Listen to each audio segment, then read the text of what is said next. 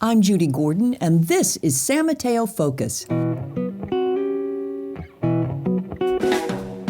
As long-term residents who have raised 6 kids here, we thought it was high time someone shined a light on the good things in San Mateo to enrich the lives of those living here and the businesses that serve them. If you want to know the best places to eat and play, the events not to miss, and want to know how San Mateo became the crown jewel of the peninsula, tune in every Thursday, and please be sure to click the subscribe button on your favorite podcast app. Now, on to this week's episode.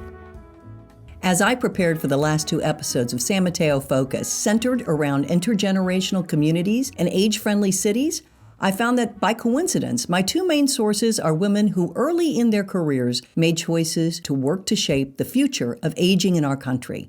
Last week, you heard about San Mateo resident Eunice Lynn Nichols and her work with Encore.org.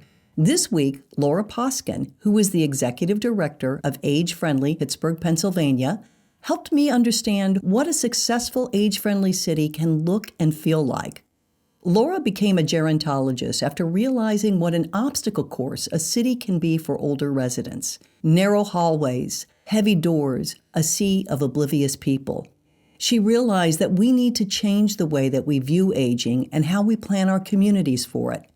Pittsburgh joined Age-Friendly Communities in 2015. From her years of experience with Age-Friendly Pittsburgh, she offers examples of changes that can be made in a community to help older residents that will be beneficial for everyone. For example, if a sidewalk gets fixed, it will work for older residents, young parents, and active children. A museum with plenty of places to sit and rest. A cashier who is trained not to rush customers, or acquaintances who reintroduce themselves, all benefit the whole community. She says that the work is about equity and kindness. Addressing the needs of an aging population is critical. Our population is growing older rapidly. In the U.S., every day, 10,000 baby boomers turn 65. In 2030, we will have 20% of our population in that category. By 2035, older adults will outnumber children. In San Mateo County, people 65 to 74 are expected to increase by 53% by 2030, and those aged 75 to 84 by 71%. San Mateo has the highest population of seniors of any city in San Mateo County. This is our new demographic reality. San Mateo recently received certification from AARP as an age-friendly city. The age-friendly movement was started by the World Health Organization, and in the United States, it's led by AARP. An age-friendly community is a livable community for people of all ages. In San Mateo County, Daly City, Redwood City, and Pacifica received certification last year. San Mateo, Colma, and Foster City are in this round. All cities, counties, and states seeking to enroll in the age-friendly network are required to submit a membership application. In addition, the community provides a letter of commitment signed by the jurisdiction's highest elected official. San Mateo created a task force to work with consultant-led focus groups to make choices for the work that they will complete during 2 initial phases. There were many ideas summarized from the input that they received from the participants, and a list of gaps in terms of services and issues were identified. The task force took those and narrowed them down to 4 projects. Because of the city's resources and budget changes tied to COVID and manpower, they broke up the projects into 2 phases. They chose 2 and made them the top priority for the first phase. The first one is called Safe Walking Routes for Seniors and Everyone. They will identify routes where most seniors live and those that are most used. Those routes can be sent to the city and prioritized for repair.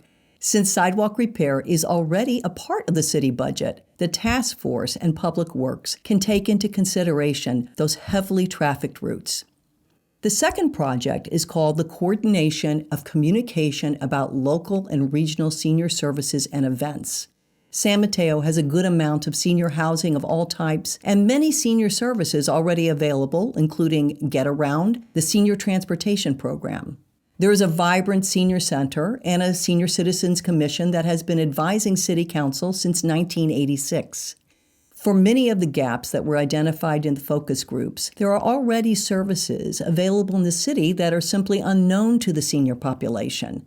The task force will be working with community partners to share information about service activities and events in new ways that reach them effectively.